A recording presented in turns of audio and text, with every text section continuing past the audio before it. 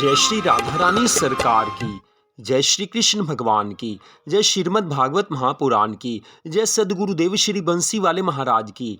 श्रीमद् भागवत महापुराण कथा के 10वें स्कंद के चौथे, पांचवें, छठे और सातवें अध्याय की कथा आज हम आपको सुनाने जा रहे हैं। इन अध्यायों में भगवान श्री कृष्ण जी की विभिन्न लीलाओं का वर्णन आता है।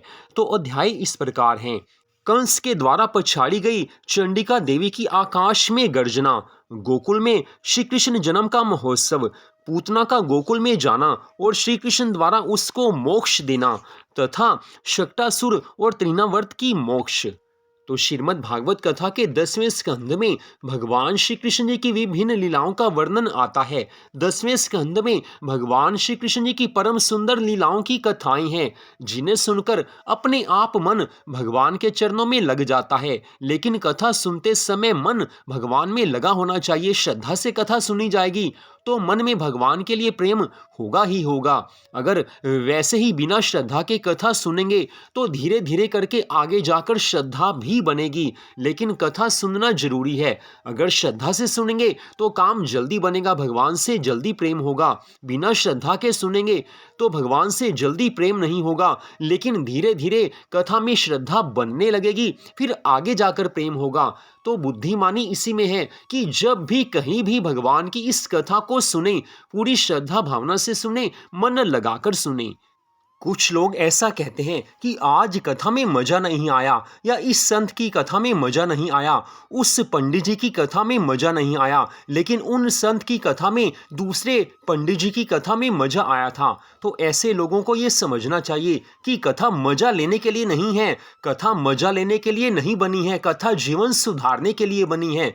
आपके मन में श्रद्धा है, आपके मन में भगवान के लिए थोड़ा सा भी प्रेम है, तो आपको भगवान की कथा अच्छी लगेगी। कथा में आनंद मिलता है, मजा संसार के भोग विलास में मिलता है। तो कथा मजा लेने के लिए नहीं है, जीवन सुधारने के लिए है, भगवान से प्रेम करने के लिए कथा सुनी जाती है। ये बात ध्यान में रखनी चाहिए।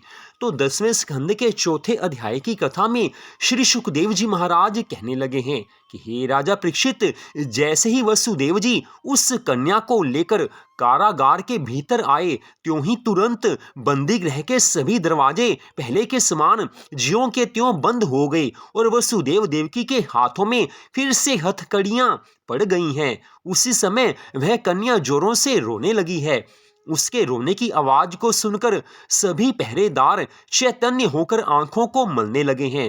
तभी एक पहरेदार ने उसी समय जाकर कंस को सूचना दी है कि हे प्रभु, आपके शत्रु का जन्म हो गया। इस समाचार को पाकर आज कंस चौंक उठा है और नंगे पांव, नंगे सिर वसुदेव तथा देवकी के पास दौड़ता हुआ आ गया है। उसे आया हुआ देखकर देवकी ने अपना आंचल पसारते हुए कहा है कि हे भैया, ये दीन कन्या है, भला ये तुझे क्या भय पहुंचाएगी? तूने अब तक मेरे 6 पुत्र मार डाले हैं, लेकिन अब इस कन्या को तो जीवित छोड़ दे। देवकी के इस प्रकार कहने पर भी कंस ने उस कन्या को जबरदस्ती देवकी से छीन लिया है और इस प्रकार कहा है कि हे देवकी, मैं इसे जीवित तो नहीं छोड़ूंगा, क्योंकि इस कन्या का जिस पुरुष के साथ कभी भी विवाह होगा, संभव है कि वह मेरी मृत्यु का कारण बन जाए। इतना कहकर कंस उस कन्या का पैर पकड़कर बाहर ले गया है और जब वह उससे पत्थर पर पछाड़ कर मारने लगा, उस समय वह कन्या उसके हाथ से छूटकर आकाश में चली गई। जब कंस ने ऊपर की ओर दृष्टि उठाई तो कन्या ने अपने हाथ में खड्ग त्रिशूल धारण करके अष्टभुजी देवी का स्वरूप धारण किया है। उस स्वरूप को देखकर आज कंस अत्यंत भयभीत हुआ है। उस समय देवी ने कंस को संबोधित करते हुए कहा है कि अरे कंस पापी अधम, का मारे तू मोही, प्रगटो तेरो काल जग, सो मारेगो तो ही। अरे दुष्ट पापी कंस, तू मुझे क्या मारेगा? तेरे को मारने वाला इस जग में अवतार ले चुका है। हे राजा परीक्षित, आज योग माया के श्री मुख से ऐसे वचन सुनकर कंस अपने मन में विचार करने लगा है कि मैंने वसुदेव देवकी को कष्ट देकर और उनके पुत्रों को मारकर व्यर्थ ही पाप किया है। अब मैं अपना दुख किसे सुनाऊं? ऐसा सोचकर कंस वसुदेव देवकी के पास पहुंचकर उनकी हथकड़ी बेड़ी काटने के उपरांत इस प्रकार कहने लगा है कि हे वसुदेव, मेरे समान पापी संसार में अन्य कोई नहीं हो सकता। मैंने अपने नाश प्रकाशवान शरीर की रक्षा के लिए तुम्हारे 6 पुत्रों को कसाई के समान मारकर बड़ा अपराध किया है। जिन देवताओं ने ऐसा कहा था कि देवकी के 8वें गर्भ से पुत्र होगा, वे सभी झूठे सिद्ध हुए। अब तुम दोनों मेरा अपराध क्षमा कर दो और ये समझकर धीरज धारण करो कि तुम्हारे उन पुत्रों की आयु इतनी ही लिखी थी। वसुदेव देवकी ने अपने घर पहुंचकर ब्राह्मणों तथा याचकों को गऊ, वस्त्र, अन्न और धन का बहुत सा दान दिया है। तत्पश्चात 5वें अध्याय की कथा में श्री सुखदेव जी महाराज कहने लगे हैं कि हे राजा परीक्षित, जब वसुदेव जी श्री कृष्णचंद्र जी को यशोदा के पास जाकर सुलाकर गोकुल से लौट आए, तब यशोदा जी ने नींद खुलने पर उस बालक को देखा है और नंद जी को बुलाकर ऐसा कहा है कि तुम्हारे पुत्र उत्पन्न हुआ है। तदुपरांत नंद यशोदा ने वेद की विधि से नांदी मुख श्राद्ध किया है, ब्राह्मणों और याचकों को दान दिया है। इस मंगलमय समाचार को सुनकर सभी गोपी ग्वालों ने अपने अपने घर पर मंगलाचार किए हैं, ब्राह्मणों को गऊ आदि का दान दिया है। नंद जी ने ज्योतिषियों को बुलवाकर देव पूजन करवाया है और बालक के ग्रह कुंडली आदि के संबंध में प्रश्न पूछे हैं। तो उन्होंने कहा कि हे नंद राय जी, यह बालक दुष्टों को मारकर पृथ्वी का भार उतारेगा तथा गोपाल नाम पाएगा।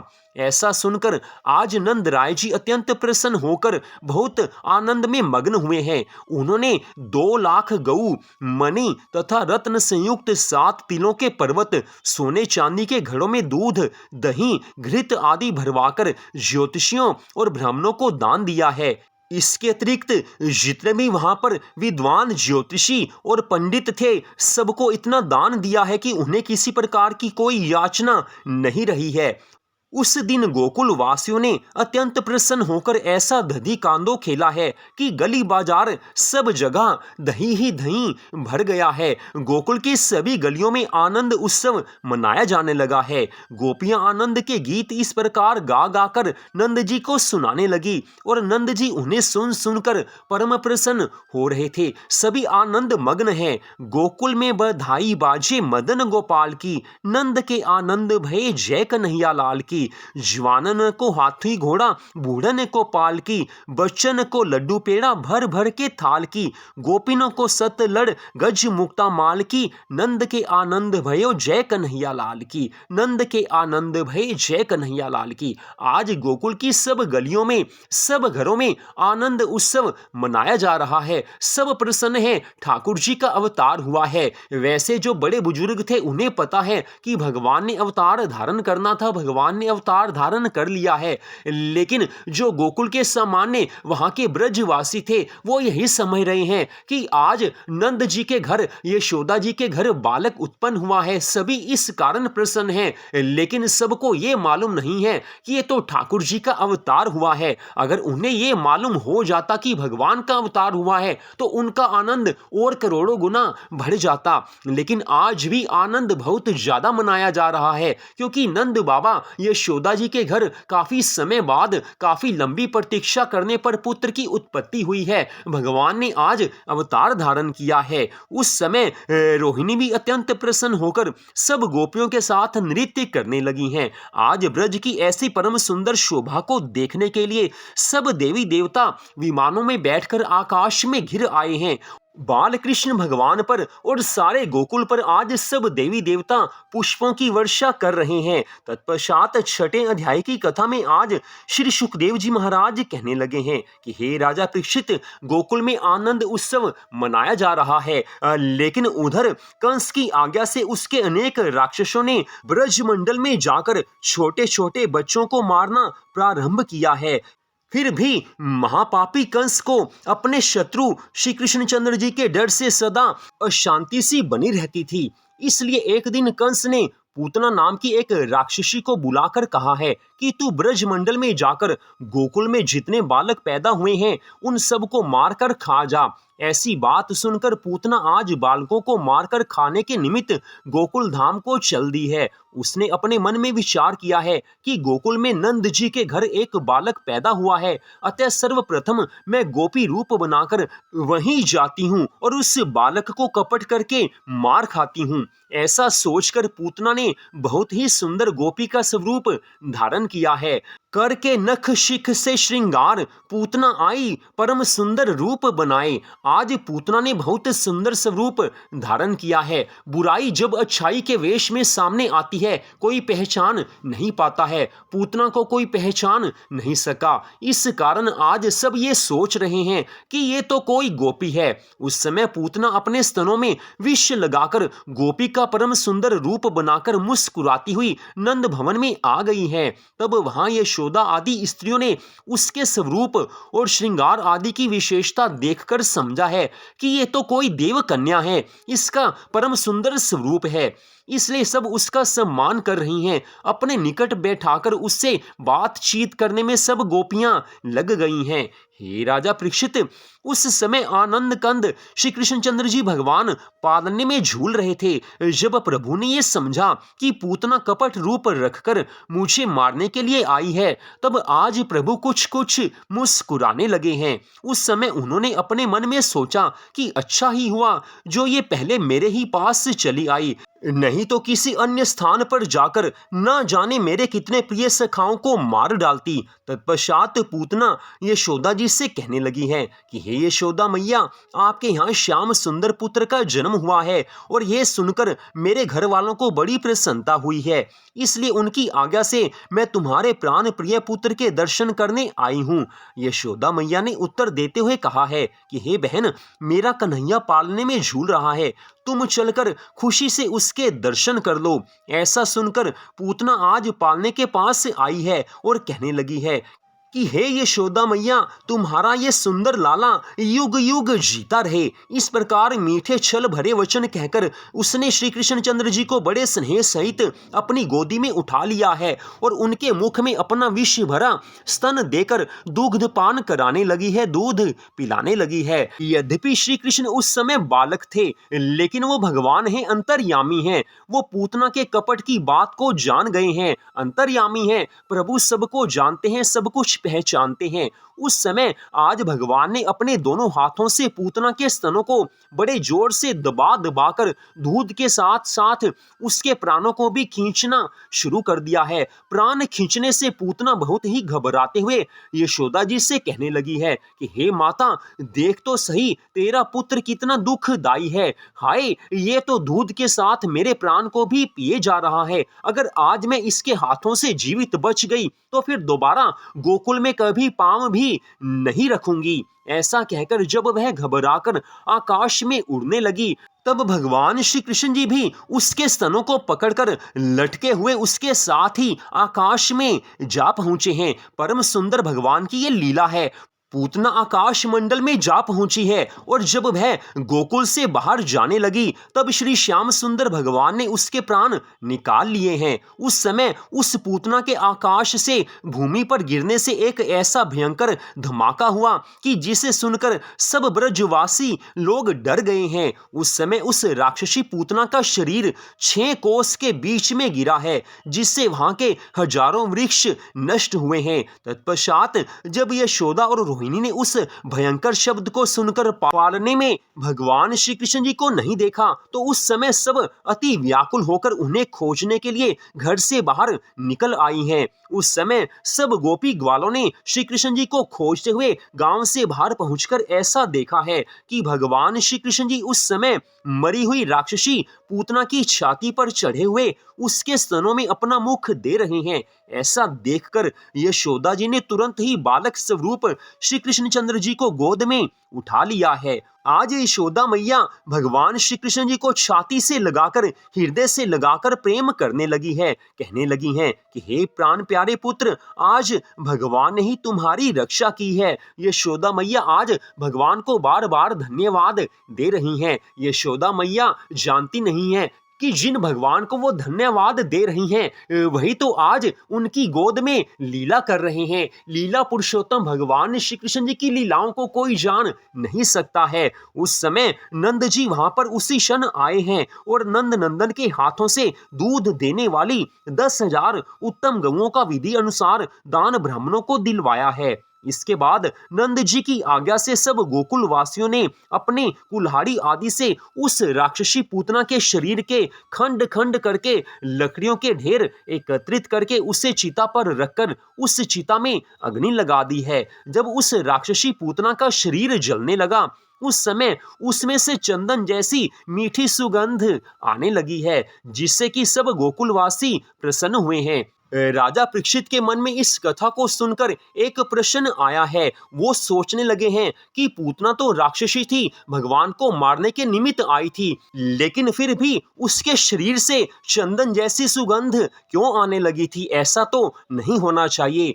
आज श्री सुखदेव जी महाराज जी ने परीक्षित के मन की बात को पढ़ लिया है। श्री सुखदेव जी महाराज सब जानते हैं, समझते हैं। वो भी भगवान की कृपा से परीक्षित के मन के भाव को पहचान कर कहने लगे हैं कि हे राजा परीक्षित, भगवान श्री श्याम सुंदर ने उसका स्तन पान करके उसे अपने स्पर्श से परम पावन और मुक्त कर दिया था। इसी कारण उसके शरीर से चंदन जैसी मीठी सुगंध उड़ रही थी। तत्पश्चात 7वें अध्याय की कथा में आज राजा परीक्षित कहने लगे हैं कि हे मुनिवर, जैसे आपने पूतना वध की कथा का वर्णन किया, वैसे ही अब आप कृपा करके भगवान की अन्य सब बाल लीलाओं का भी मुझे वर्णन कीजिए, सारी कथा सुनाइए, क्योंकि मुझे इस कथा को सुनकर परम आनंद मिला है। श्री सुखदेव जी महाराज कहने लगे हैं कि हे राजा परीक्षित, पूतना की मृत्यु की बात सुनकर कंस को पूरा विश्वास हो गया कि मेरा काल स्वरूप बालक गोकुल में ही उत्पन्न हुआ है।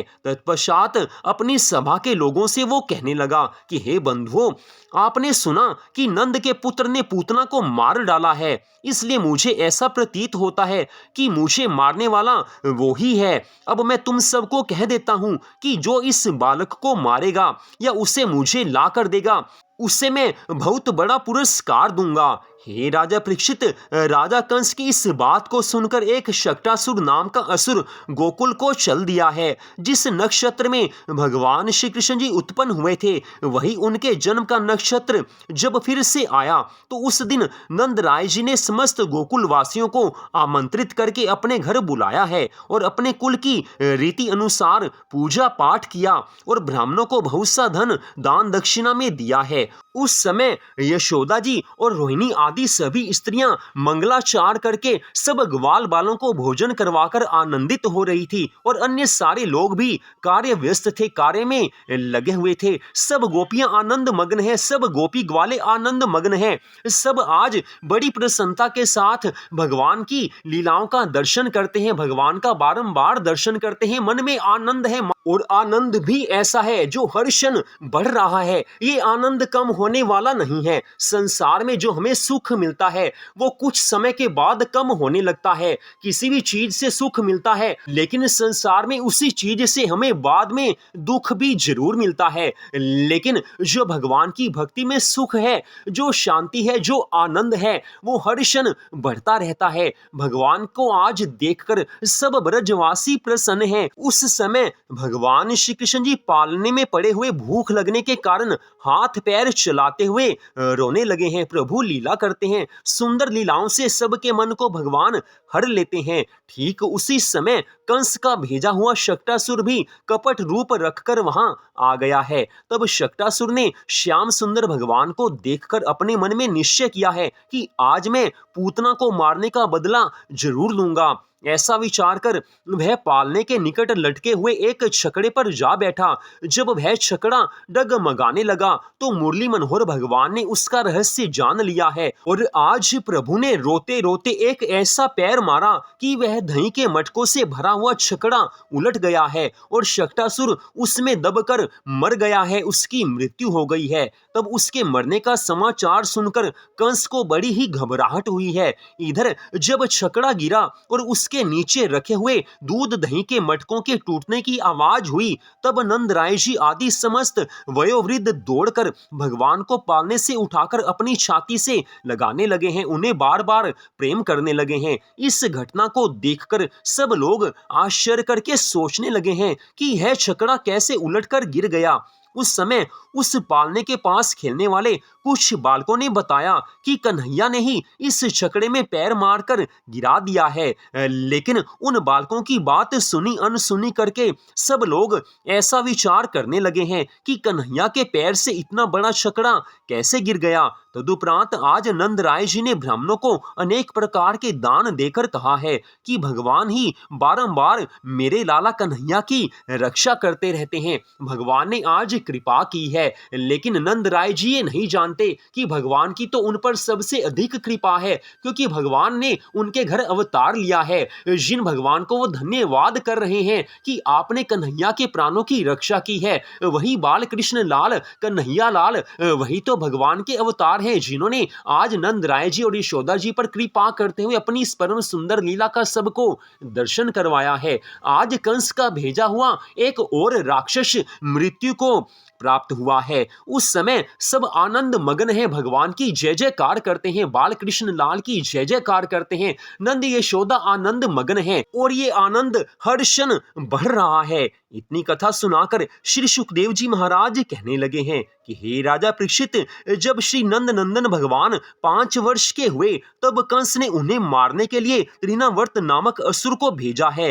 वह भबूड़े अर्थात आंधी तूफान का रूप धारण करके गोकुल में आ पहुंचा है। उस समय यशोदा जी भगवान श्री कृष्ण जी को गोद में लिए आंगन में बैठी हुई थी। जब श्री नंद नंदन ने तृणावर्त के आने का समाचार पहचाना, तब प्रभु ने अपने शरीर को इतना भारी बना लिया है कि यशोदा जी से सहन नहीं हुआ है और उस समय यशोदा मैया ने बाल कृष्ण लाल को गोद से हटाकर धरती पर लिटा दिया है। सब भगवान की इच्छा है, भगवान की ही लीला है। उसी क्षण ऐसे जोर का धूल का बगुला उठा कि आंधी आने से चारों ओर अंधकार हुआ है, पेड़ टूटने लगे हैं और सब छप्पर उड़ उड़ कर दूर जा गिरे हैं। आंधी तूफान चलने लगा है, सब घबराने लगे हैं। उस समय यशोदा मैया भयभीत होकर बाल कृष्ण लाल को उठाने के लिए आंगन में दौड़ी दौड़ी आई हैं और सब ग्वाल बाल चिल्लाने लगे हैं, अरे सब हे जइयो होशियार, बगुला आयो गोकुल में, वृक्ष धरती ते लगे, कांपत पवन घात से, ये विधाता का कियो, उजड़त नगर महाबात ते, है जो को सुनत न टेर पुकार, बगुला आयो गोकुल में। आज सब गोकुल वासी सबको सावधान करते हैं, होशियार हो जाओ, बड़ा जोर का आंधी तूफान आ गया है। उस समय तृणावर्त श्री श्याम सुंदर भगवान को उड़ाकर ऊपर आकाश में ले गया है। तदुपरांत जब यशोदा मैया ने श्री कृष्ण जी को आंगन में नहीं पाया, तब वे रोने लगी हैं और नंद राय जी को पुकार कर कहने लगी हैं कि जरा देखो तो सही, कन्हैया को आंधी उड़ाकर ले गई है। ये सुनते ही नंद जी सहित सभी गोपी ग्वाल वहां दौड़े आए हैं और कन्हैया को आवाज लगाकर चारों ओर खोजने लगे हैं। यशोदा और रोहिणी भी उन्हें खोजने को घर से बाहर पागलों की तरह चिल्ला चिल्लाकर ढूंढने लगी हैं। बाल कृष्ण नजर नहीं आते हैं, नजर आए तो कैसे, क्योंकि तृणावर्त उन्हें लेकर आकाश में उड़ गया है। सब हैरान हैं, परेशान हैं, सब चिंता मग्न हैं। हे राजा परीक्षित, जब श्री कृष्णचंद्र भगवान ने इस प्रकार सब गोकुल वासियों को दुखी देखा, यशोदा मैया, नंद बाबा और साथ में रोहिणी मैया को दुखी देखा, तो उस समय असुर तृणावर्त के कंधे पर बैठे हुए भगवान श्री कृष्ण जी ने तृणावर्त का गला घोंटकर नंद भवन के द्वार पर पड़ी एक पत्थर की शिला पर उसे गिरा दिया है और उसके प्राण हरण करके उसे मोक्ष दे दिया है। उसके प्राण निकलते ही आंधी शांत हो गई है, सब तूफान शांत हो गया है। उस समय उसके गिरने का भयंकर शब्द सुनकर सब गोपी ग्वाल दौड़े दौड़े नंद भवन के द्वार पर आए हैं और क्या देखा है कि आज बाल कृष्ण लाल कन्हैया लाल उस राक्षस की छाती पर खेल रहे हैं। ऐसा देखते ही सब गोपियों ने दौड़कर श्री कृष्ण जी को उठाकर हृदय से लगा लिया है। उस समय सब लोग कहने लगे हैं कि ना मालूम हमारे किस जन्म के पुण्यों से आज हमने अपने प्राणाधार कन्हैया को इस राक्षस के हाथों से जीवित अमृत पाया है। ऐसा सुनकर नंद राय जी कहने लगे हैं कि हे बंधुओं, मुझसे वसुदेव जी ने पहले ही कहा था कि इन दिनों गोकुल में बहुत से उत्पात होंगे, इसलिए सब वही बातें देखने में आ रही हैं। तब गोपियों ने यशोदा मैया से प्रेम से कहा है कि तुमने घर के काम को अपने प्रिय बालक से भी बढ़कर समझा, ये अच्छा नहीं किया है। आगे से सावधान रहना। तुम्हें श्री कृष्ण को आंगन में इस तरह अकेला छोड़कर काम में संलग्न होना उचित नहीं है। ये सुनकर आज यशोदा मैया अत्यंत लज्जित होकर कहने लगी हैं कि आज मैंने अपनी गलती का दंड भोग लिया, अब आगे से मैं कभी भी इसे इस प्रकार अकेला नहीं छोड़ूंगी, कन्हैया को हर क्षण अपने साथ रखूंगी। उस दिन से यशोदा जी आठों प्रहर भगवान श्री कृष्ण जी को अपनी छाती से लगाकर रखने लगी और उनके बाल चरित्रों को देख देख कर आनंदित होने लगी। वे कभी कन्हैया को गोद में लेकर दुलारने लगती थी और कभी फिर पालने में लिटाकर झुलाती थी। एक क्षण के लिए भी यशोदा मैया बाल कृष्ण लाल को अपनी आंखों से ओझल नहीं होने देती हैं।